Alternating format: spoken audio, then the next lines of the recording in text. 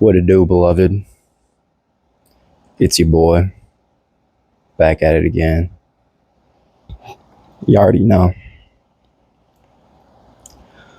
About to hop back up into it. Verse 22. Chapter 12. Book of Matthew. Then was brought unto him one possessed with a devil, blind and dumb, and he healed him, insomuch that the blind and dumb both spoke and saw. And all the people were amazed and said, Is this the son of David? But when the Pharisees heard it, they said, This fellow doth not cast out devils, but by Beelzebub, the prince of devils. And Jesus knew their thoughts, and said unto them, Every kingdom divided against itself is brought to desolation, and every city or house divided against itself shall not stand. And if Satan cast out Satan, he is divided against himself. How shall then his kingdom stand? Let me stop right there. Let me stop right there in verse 26. Run it back, talk a little bit, think a little bit, see where we get. 22. Then was brought unto him one possessed with the devil, blind and dumb, and he healed him, so much that the blind dumb both saw and saw. Boom. Bringing in the devils. Bringing in the blind and dumb. This is a triple whammy, brother. Base is loaded on this one, gang. We got the devil. He's blind and dumb. It's crazy. It's interesting to think about that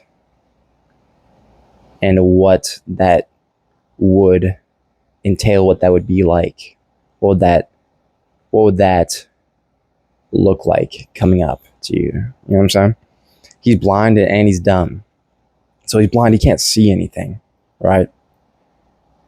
He's dumb, so he can't speak. Because I guess that's more along the lines of deafness, is typically when people can't speak. So he's blind, and the only other real form of when you're blind, you usually have to use your words or your hands to get something, right?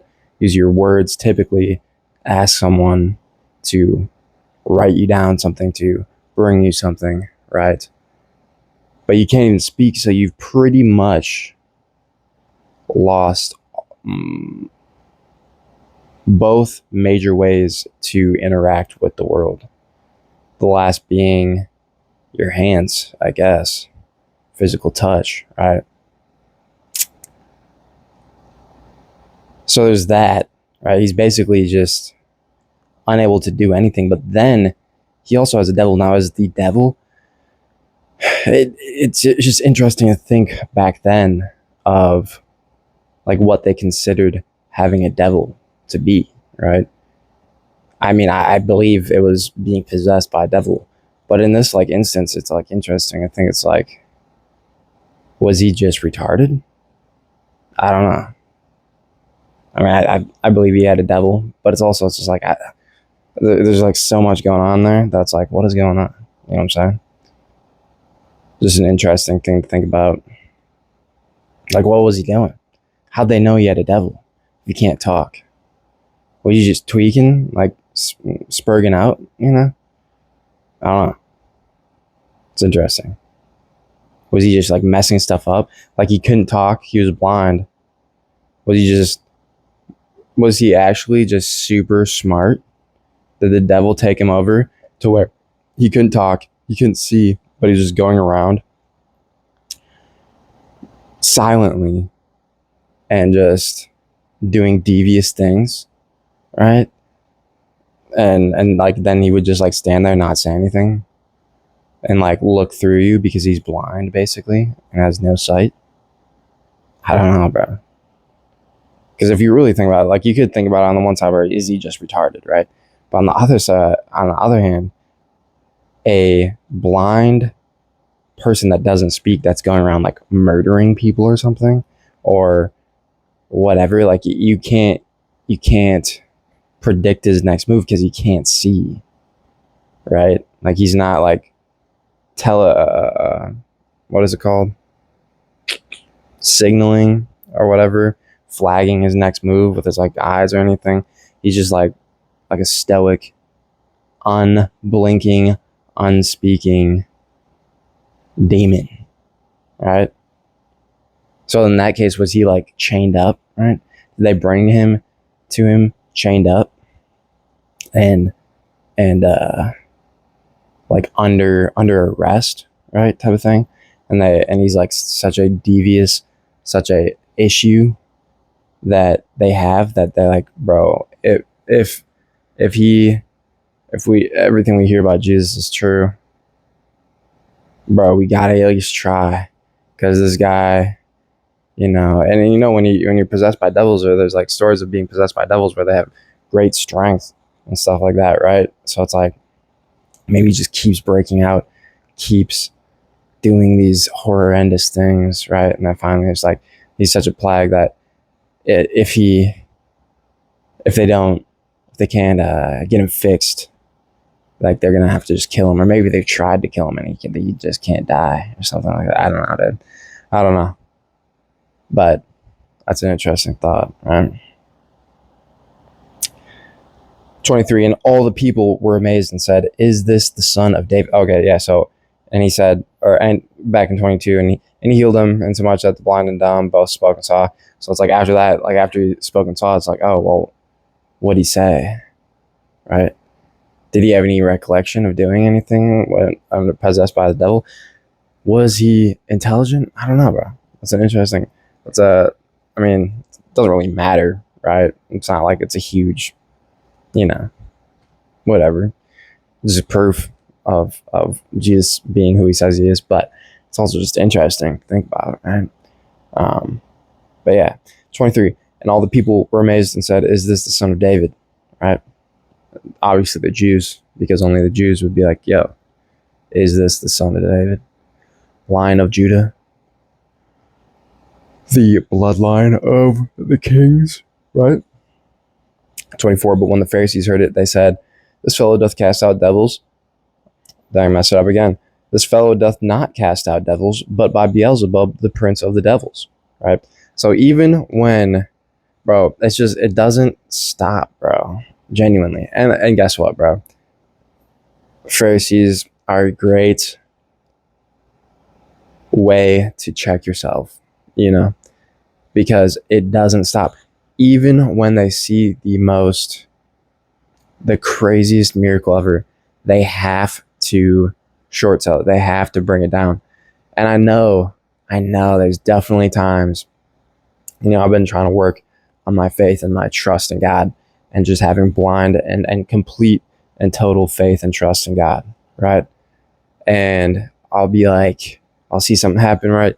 I'm like, oh, at first I'll be like, oh, what? That's a blessing. That's an act of God. But then it's like, then it's like that thing inside me. It's like, nah, bro, you tripping. It's like, nah, bro, it's like, can you really present it to God like that? Is it, you got them doubts that start to creep up, right? That like just try to take over, even though I know I got that faith in God, even though I know, like in my heart, what I believe, right?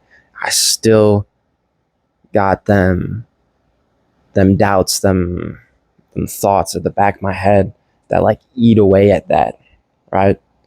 And sometimes they take the form, as the Pharisees do, of being in God, right? Being a follower of God, right?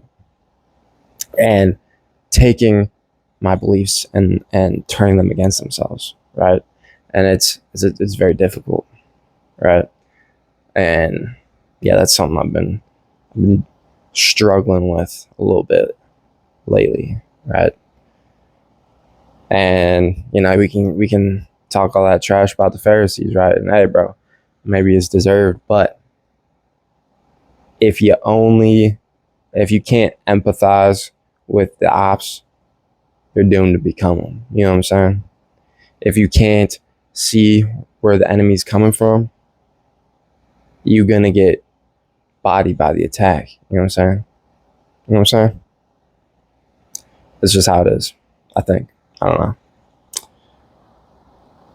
And 25. And Jesus knew their thoughts and said unto them, every kingdom divided against itself is brought to desolation, and every city or house divided against itself shall not stand. And if Satan cast out Satan, he's divided against himself. How shall then his kingdom stand? So, just doesn't even like rebuke them, right? Literally just takes their thought process and thinks about it, right? And comes to a logical conclusion with that.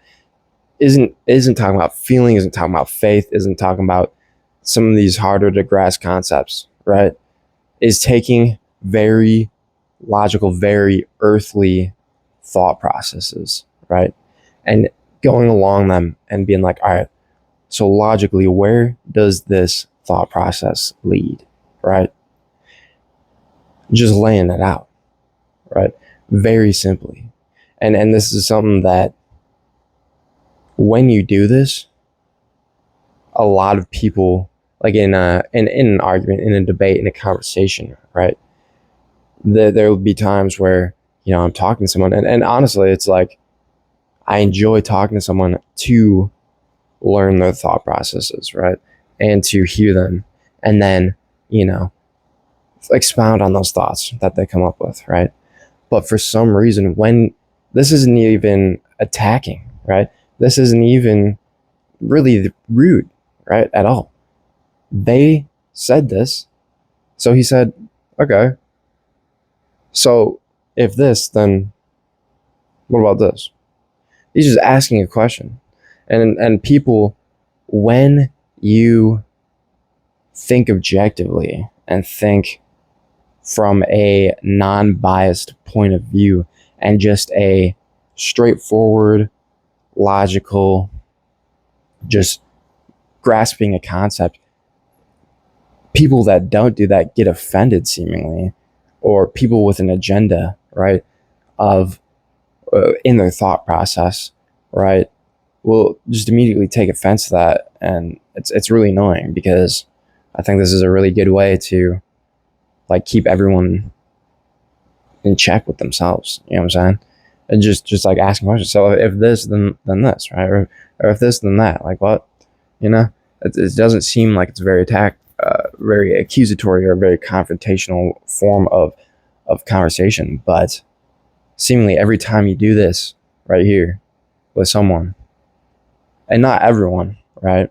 It's only the people that have like an agenda in their speech or are emotional in their understanding, right, will take an issue with this. And I mean, I think it's good to call that out, right? Because, you know, maybe they aren't going to take it too well, right? And that's why you're just asking a question, right? It's not like you confront them or go up against them, right? But it's like, and this is kind of like, it's the same way that I've been thinking about witnessing, you know what I'm saying? And, you know, for the basic of, oh, you know, Jesus loves you. And then they'd be like, well, why does he hate gay people, right? And then it's like, well, he doesn't hate gay people, the people, right? But if you love someone, right, and they tell you what they enjoy, what they want, right, from you, if you love someone, you would sacrifice for them, right? Right? So it's like not telling them, oh yeah, because being gay is bad.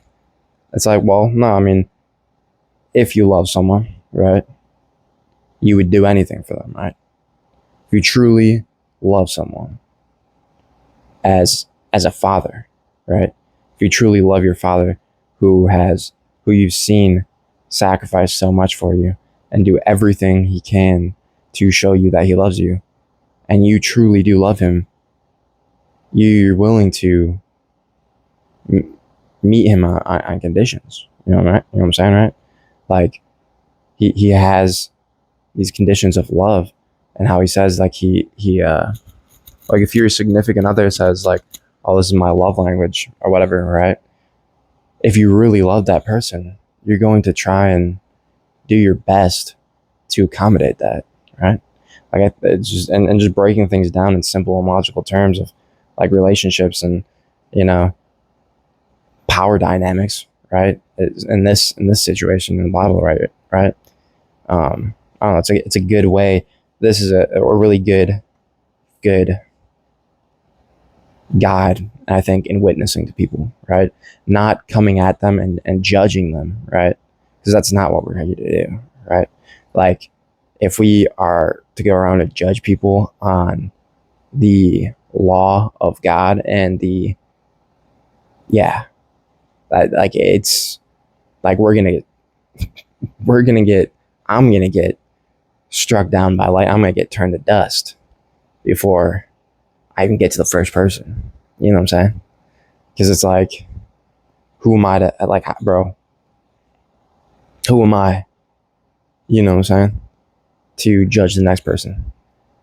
Like, I got issues. You know what I'm saying? The most I can do is have a conversation, right? And talk to them about their thoughts, right? Talk to them about their thought processes, right? Their opinions, right? Their beliefs, right? And expound on those and help them, right? See some, because sometimes it just takes someone else to help you see something, right? And maybe, you know, they're talking about something and then you can expound on that, and then it's like, oh wow, it's like, you know what I'm saying? I don't know, bro. I'm getting a little off track, but I just think that this is a good way, a good guide on talking to people about Jesus, right? I think it was here for a reason. Right? And if Bob yells, I think I'm gonna save that for tomorrow for the rest, right? I think that was a good segment. I like that. I got stuff to think about, right? I got things to contemplate. Interesting stuff. Appreciate y'all for sticking around. It's a hot one out. Ain't got no boys, lads, legits. Send the love from. But hey, from me, bruh, love you. You know what I'm saying? Ask the Father to bless you. In Jesus' name, amen.